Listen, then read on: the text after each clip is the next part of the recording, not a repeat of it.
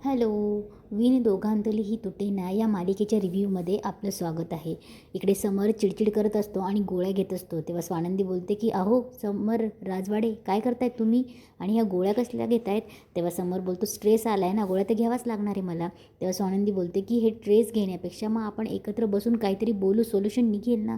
तेव्हा समर बोलतो की काय सोल्युशन निघणार आहे? तेव्हा स्वानंदी बोलते की माझं मत म्हणते की आनंददादा निर्दोष आहे. तेव्हा समर बोलतो की तुमचं जर ऐकायला लागलो ना तर मग संपलंच सगळं. तेव्हा स्वानंदी बोलते 1 मिनिट, म्हणजे काय म्हणायचं आहे तुम्हाला आणि असं का बोललात तुम्ही? इकडे आनंदने खोलीत स्वतःला कोंडून घेतलेलं असतं. त्याला खूप रडायला येत असतं.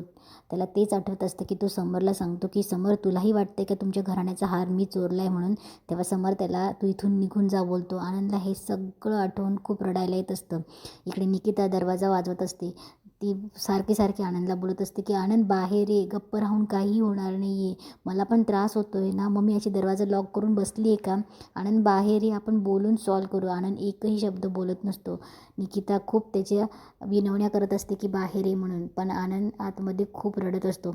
आणि इकडे समर स्वानंदीला सांगत असतो की तुम्हाला नेहमी असंही वाटतं की तुमची आई निर्दोष आहे म्हणून? तेव्हा स्वानंदी बोलते 1 मिनिट, इथे माझ्या आईचा काय संबंध आहे? तेव्हा समर बोलतो संबंध नाही आहे, तुमचीच पॉलिसी आहे ना, आपल्या माणसांवर विश्वास असायला पाहिजे, हे तुमचंच म्हणणं आहे ना. त्या हिशोबाने तुमच्या आईवर विश्वास असेलच. काय ना, म्हातारी मेली तरी चालेल पण काळ चुकवता कामा नये. तेव्हा समर बोलतो की काय आहे ना, प्रत्येक वेळेस ह्या गोष्टी बोलून चालत नाही. तुम्ही तुमच्या आईवर विश्वास ठेवतात पण सारख्या सारख्या त्या गोष्टी घडत असतातच ना. आणि आज मी जर आनंदवर विश्वास ठेवलाही असता, जर पुरावा नसता आणि मी आनंदवर विश्वास ठेवला असता तर पण निकिताच्या पर्समध्ये तो हार निघालाच ना. हा आनंद तत्व करत फिरतोस. त्या दिवशी मी त्याला पैसे दिले, त्याने पैसे घेतलेही नाही आणि मला परत रिटर्न केले आणि अशा प्रकारे हा हार घेतला. याचा अर्थ काय समजायचा? तेव्हा स्वानंदी बोलते की आनंददादा हुशार आहे असं तुम्ही मानतात ना? समोर बोलतो हुशार आहे ना, तो हुशार, अतिशय हुशार आहे तो. तेव्हा स्वानंदी बोलते हो ना, मग एक हुशार माणूस सराईतपणे चोरी करेल ना, अशा सोप्या पद्धतीने पकडला जाईल अशी का चोरी करेल? तेव्हा स्वानंदी बोलते हार त्यांच्या पर्समध्ये सापडला तेव्हा ते दोघंजण शॉक होते ना. दुकानातून सगळे दागिने त्यांनी आणल्यावर हा असा एकच हार वेगळा काढून कसा ठेवला त्यांनी? आणि असा पुरावा आपण पाहिलाच नाहीये, म्हणजे दुसरा कोणी केले असंही होऊ शकतं, काहीतरी गडबड झाली असेल. तेव्हा समोर बोलतो स्वानंदी मॅडम मला खूप शीण आलाय, मानसिक थकवा आलाय, कसं झालं काय झालं मला या खोल्यात शिरायचंच नाहीये. तेव्हा समोर बोलतो की मला आता या विषयावर काही बोलायचं नाहीये, मी समोर जे आहे ना तेच बघतो. तेव्हा स्वानंदी बोलते की राजवाडे असं कसं बोलतायत? तेव्हा समोर बोलतो की स्वानंदी मॅडम मी तुम्हाला सांगितलं ना, मला काही ह्या विषयावर बोलायचं नाही. तेव्हा समर चालला जातो. तेव्हा स्वानंदी बोलते की तुम्हाला न बोलून काहीच होणार नाही आहे, हे सगळं शोधण्यासाठी मला आता निकिता ताई आणि आनंदाशी बोलावंच लागणार आहे. तेव्हा स्वानंदी निकिताला फोन लावते. तेव्हा निकिता बोलते काय आता? तेव्हा निकिता स्वानंदीवरच चिडते आणि बोलते की माझ्या नवऱ्याला तुम्ही चोर ठरवलं आणि आता तुझा नवरा मूग घेऊन बसला आहेस, तो काहीही बोलला नाही, मला तुमच्यापेक्षा माझा नवरा प्रिय आहे. तेव्हा स्वानंदी बोलते की हे बघा निकिताताई, मला तुमचा राग कळतोय, ऐका ना तुम्ही, आपल्याला बोलायला हवं. तेव्हा निकिता बोलते की मला काहीही बोलायचं नाही. गेले 2 तासापासून त्याला इतकं वाईट वाटलं आहे की त्याने दरवाजा लावून घेतला आहे, तो दरवाजा उघडतही नाही आहे. मी 2 तासापासून दरवाजा ठोकवते, इथे माझी काय हालत आहे ना हे मला माहिती आहे. निकिता रागाने फोन ठेवून देते. तेव्हा स्वानंदी बोलते हॅलो निकिताताई. तेव्हा स्वानंदी घाईघाईत जायला लागते, हॉलमध्ये येते. तेव्हा समोर बोलतो की थांबा, कुठे चालला आहेत तुम्ही? तेव्हा स्वानंदी बोलते मला निघावं लागेल. तेव्हा समोर बोलतो की हे बघा मला मान्य आहे, मी तुमच्यावर तेव्हा चिडलं पण मला तुमचं चिडायचं नव्हतं. तेव्हा स्वानंदी बोलते ठीक आहे, पण मला आता जायला लागेल. तेव्हा समोर बोलतो हे बघा मगाशी मी तुमच्या आईबद्दल बोललो, मी हे बोलायला नको होतं. तेव्हा समोर बोलतो की हे बघा पण इतक्या रात्री तुम्हाला बाहेर जायची काही गरज नाही आहे. तेव्हा स्वानंदी बोलते की हे बघा मला आत्ता गरजेचं आहे जाणं. तेव्हा समोर बोलतो बरं ठीक आहे, मी पण तुमच्यासोबत येतो, आपण मोकळ्या हवेत जाऊया. तेव्हा स्वानंदी बोलते ठीक आहे चला आनंददादांकडे. तेव्हा समोर बोलतो की मी तिथे येणार नाही. तेव्हा स्वानंदी बोलते की अहो जाणं गरजेचं आहे. तेव्हा समोर बोलतो की मी त्याच्याकडे येणार नाही. तेव्हा स्वानंदी बोलते की अहो तुम्हाला माहिती का 2 तास गेल्या त्यांनी आपल्याला स्वतःला कोंडून घेतलं आहे. तेव्हा समोर बोलतो पश्चाताप झाला असेल त्याला. तेव्हा स्वानंदी बोलते पश्चाताप, कदाचित एकटेही पडले असतील ते. तेव्हा समोर बोलतो की हे बघ पश्चाताप व्हायलाच पाहिजे. तेव्हा स्वानंदी बोलते की निकिताताई रडत होत्या फोनवर खूप. तेव्हा समोर बोलतो की त्याने केलंच असं काही आहे आणि आपल्याकडे पुरावेसुद्धा आहेत. तेव्हा समोर बोलतो मी तुम्हालाही त्यांच्याकडे जाऊ नका असंच म्हणेल, मी असं स्पेशली कोणाला म्हणत नाही, पण काही गरज नाही तुम्हाला जायची. तेव्हा स्वानंदी बोलते की मुळात त्यांची चूक आहे हे मला मान्यच नाही आहे, त्यासाठीच मला त्यांच्याशी बोलायचं आहे आणि जोपर्यंत त्यांच्या तोंडून मी काही ऐकत नाही तोपर्यंत मलाही ही चूक आहे की खरं आहे की खोटं आहे हे मान्य होणार नाही आणि हे त्यांच्यासाठीही खूप चांगलं आहे आणि माझ्यासाठीही. स्वानंदी बोलते की तुमची त्यांच्याशी मैत्री असेल ते मला माहीत नाही, पण मी आल्यापासून त्यांनी मला जो काही सपोर्ट केला आहे ना, कदाचित मी त्यांच्याशी बोलल्यावर काहीतरी कळेल. तेव्हा समर बोलतो की तो इन्फ्लुअन्स करेल. तेव्हा स्वानंदी बोलते की कदाचित सत्यही निघेल त्यांच्या तोंडातून बाहेर.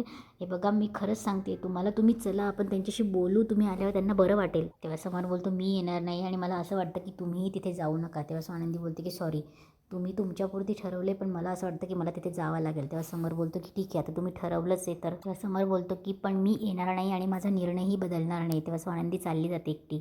इकडे निकिता आनंदला खूप समजवण्याचा प्रयत्न करत असते. ती त्याला सांगत असते की मुलांची शाळेतून यायची वेळ आली आहे, त्यांच्या परीक्षा चालू आहे. आनंद हवं तर आपण काही बोलायचं नाही, गप्प बसू एकमेकांसमोर आणि समोरशीही कुठलाही संबंध ठेवायचा नाही, तू बाहेर ये म्हणून. पण आनंद त्यांचं एकही ऐकत नसतो, तो सारखा रडत असतो. तेवढ्यात स्वानंदी येते, पटकन दरवाजा वाजवते. निकिता दरवाजा ओपन करते आणि बोलते की कशाला आलीस तू आता. तेव्हा स्वानंदी बोलते की अहो निकिताताई असं काय बोलताय, तुम्हीच म्हणाला ना आनंददादांनी स्वतःला कोंडून घेतले, काळजी वाटली म्हणून मी आली. तेव्हा निकिता बोलते का मला समजत नाही आहे, गेल्या 2 तासापासून मी त्याला समजवण्याचा प्रयत्न करते आणि कोणामुळे झालं हे. तेव्हा स्वानंदी बोलते की आपण बोलून बघूया ना. तेव्हा निकिता बोलते की बरं चल. तेव्हा स्वानंदीही बोलते की आनंददादा उघडा ना. मी स्वानंदी बोलते, आनंददादा प्लीज उघडा, आपण बोलून सॉल्व करू. मला माहिती तुम्हाला खूप वाईट वाटलं आहे, तुम्हाला तुमच्या राजवाडे आणि तुमच्या मैत्रीची शपथ. तरीही आनंद काहीही बोलत नसतो. तेव्हा निकिता बोलते की अरे मुलं ट्युशनवरून येतील आता, तुला निदान माझ्यासाठी तरी दरवाजा उघड, माझ्यासाठी आणि मुलांसाठी, तुला शपथ आहे आमची. तरीही आनंद काहीही बोलत नाही. इकडे मल्लिका समरच्या खोलीत येते. इकडे मल्लिका समरचे कान भरायला येते आणि बोलत असते की समर अरे खरंच रे, विश्वासच बसत नाही आहे रे मला. जेव्हा निकिताच्या पर्समध्ये तो हार बघितला तेव्हा विश्वासच बसेना असा झाला आणि मला इतका त्रास झाला, तर तुला किती झाला असेल. मला ना खरं तर देवाचाच राग येतो की देव माझ्या समरसोबत, माझ्या लेकरासोबत का असा वागतो आहे. तेव्हा मल्लिका मुद्दामच बोलते, पण हे बघ समर, जे झालं ते झालं.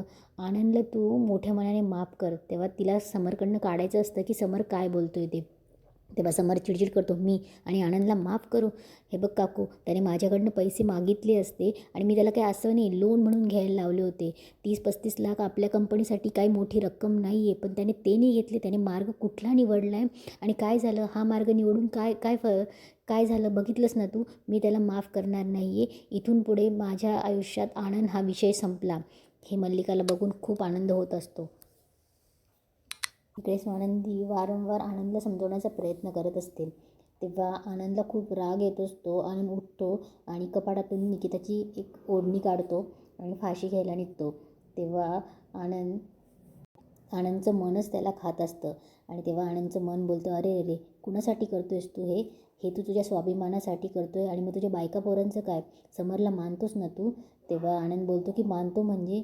तेव्हा त्याचं मन त्याला समजवण्याचा प्रयत्न करत असतं. तेव्हा आनंदचं मन बोलतं की तुझी मैत्री, आयडिओलॉजी त्याचं काय, नाही तुला नाही कळणार, तू दे जीव दे, तुझी मैत्री, आयडिओलॉजी हे सगळंही त्यासोबत संपेल. इकडे समर आणि आजी बसलेले असतात.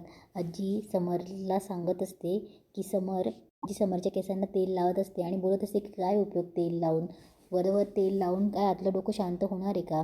तेव्हा समरही बोलत असतो की मला ना आता कोणाशी काही बोलायचं नाही आणि काही करायचं नाही. सगळे ना आपला आपला अजेंडा घेऊन फिरत असतात, कोणीही नाही. मला आता मैत्री नको आणि मला कोणीच नको, मी एकटा आहे ना तर एकटाच बरं आहे. तेव्हा आजी बोलते की एकटा कुठे आहेस तू, स्वानंदी आहे ना. तेव्हा समोर बोलतो त्या गेल्या ना आनंदकडे. तेव्हा आजी बोलते अरे वा. तेव्हा समर बोलतो की अरे वा, का गेल्या, मी त्यांना सांगत होतो की नको जाऊ. तो परत त्यांना काहीतरी सांगणार, घोळात घेणार आणि त्या परत माझ्याकडे येऊन मला ऐकवणार की मी कसा चुकीचा आहे तो. तेव्हा आजी बोलते की तुला तिच्या बोलण्याचा फरक पडतो. तर समर शांत होतो. तेव्हा आजी बोलते की हे बघ, मला असं वाटतं की तू आनंदला माफ करायला हवं. त्याच्याकडनं एक चूक झाली ती त्याची चूक पदरात घ्यायला हवे. हे बघ तो कसा चुकला आहे, काय चुकला आहे, प्रत्येक माणूस चुकतो ना, पण आपण किती चांगलं आहे ना ते चांगलं वागायचं. तू त्याच्याशी चांगला वाग ना आधीसारखाच आणि प्रत्येकाला मोकळी द्यायला हवी रे. तेव्हा समर बोलतो की जशी स्वानंदी मॅडम, मी त्यांना एवढं सांगूनही गेल्यास ना त्या. इकडे अर्पिता, मल्लिका आणि अंशू विचार करत बसलेले असतात. तेव्हा मल्लिका खूपच विचारांमध्ये गुंतलेली असते. तेव्हा अर्पिता विचारते की मम्मा काय झालं, कसला विचार करते. तेव्हा मल्लिका बोलते की तो आपल्या घरातल्या पारंपरिक हाराचा. तेव्हा मल्लिका बोलते की म्हातारीने मला तो कधीच दिला नाही. आणि काय तर सो आनंदीला दिला. तेव्हा अर्पिता बोलते पण मम्मा तो घरातल्या मोठ्या सोनीला द्यायचा असतो ना, म्हणजे आय एम सॉरी. तेव्हा मल्लिका बोलते हो समरच्या आईलाच दिला होता तो, पण ती गेल्यानंतर मला द्यायला हवा होता ना, तर तिने म्हातारीने तिच्याकडेच ठेवला तो. पण आता हे सगळं मी घेणार आहे, तो हार दागिने हे साम्राज्य. तेव्हा अंशू बोलतो कसं असं गप्प बसून. इकडे स्वानंदी आणि निकिता आनंदचा दरवाजाच ठोकावत असतात. तेव्हा निकिता बोलते की आनंद तू दरवाजा उघड, नाही तर मी तोडेल हा दरवाजा. आनंद मी दरवाजा तोडेल. तेव्हा स्वानंदी बोलते की थांबा थांबा निकिताताई लागेल तुम्हाला. अहो आनंद दादा त्यांना लागेल, उघडा ना दरवाजा. पण आनंदचा विचार सुसाईड करण्याचाच असतो.